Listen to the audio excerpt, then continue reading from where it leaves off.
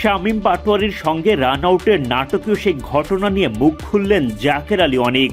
ওই ঘটনায় এতটাই বিরক্ত ছিলেন যে ড্রেসিং রুমে গিয়ে ব্যাট দিয়ে নিজের প্যাডে প্রচণ্ড জোরে আঘাত করে বসেন তিনি। কোনো মতেই মানতে পারেননি অমন অনাকাঙ্ক্ষিত ঘটনা। কিন্তু যখন তৃতীয় আম্পায়ার মাঠে ফেরার জন্য ডাকলেন তখন মেলে স্বস্তি। ফিরে এসে সতীর্থদের রান আউটের দায় মেটানোর দায়িত্বটা নিজের কাঁধেই তুলে নেন। বাংলাদেশের ব্যাটিং ইনিংসের 15তম ওভারের সময়কার ঘটনা। দৌড়ে 2 রান নিতে গিয়ে একই প্রান্তে চলে যান জাকের ও শামীম। শুরুতে নিজেকে আউট মনে করে মাঠ থেকে বেরিয়ে যান জাকের। ওই সময় প্রচণ্ড মেজাজ হারান তিনি। পরবর্তীতে দেখা যায় জাকের নন, শামীম আউট। তখন ফিরে আসেন জাকের, বিদায় নিতে হয় শামীমকে।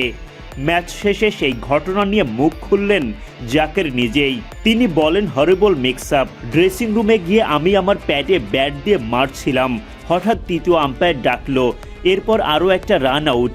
নিজের ওপর রাগ হচ্ছিল খুব।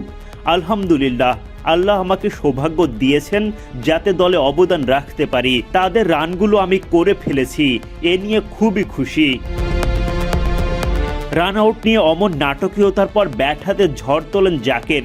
শেষ পর্যন্ত উইকেটে টিকে থেকে 41 বলে 3, 4 ও 6টা ছক্কায় করেন 72 রান।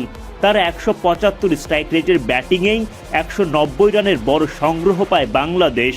ক্যারিবিয়ান বিগ হিটারদের বিপক্ষে জাকেরও খেলেন ক্যারিবিয়ান স্টাইলে। জাকের বলেন, পুরোটাই মাইন্ডসেটের ব্যাপার। ক্যারিবিয়ান বিগ বয়রা যে কোনো ফরম্যাটে মেরে খেলতে পারে, বিশেষ করে তাদের কন্ডিশনে। এখানে বিশ্বকাপ খেলেছি, তখন ভালো খেলিনি। দেশে গিয়ে পর্যাপ্ত প্রস্তুতি নিয়েছি এই সফরের জন্য বিশেষ করে, এরপর ভালো খেলতে পেরেছি। শুধু টি-20 না, ওয়েস্ট ইন্ডিজের বিপক্ষে পুরো সফরেই দুর্দান্ত ব্যাটিং করেন জাকের। 2 ম্যাচের টেস্ট সিরিজে 44 গড়ে সর্বোচ্চ 176 রান করেন তিনি। 3 ওয়ানডেতে 56 গড়ে 113 রান আসে জাকেরের ব্যাট থেকে। টি-20তে আবার সবার ওপরে তার নাম। 3 ম্যাচে 60 গড়ে করেন 120 রান। সব কিছুর জন্য আলহামদুলিল্লাহ।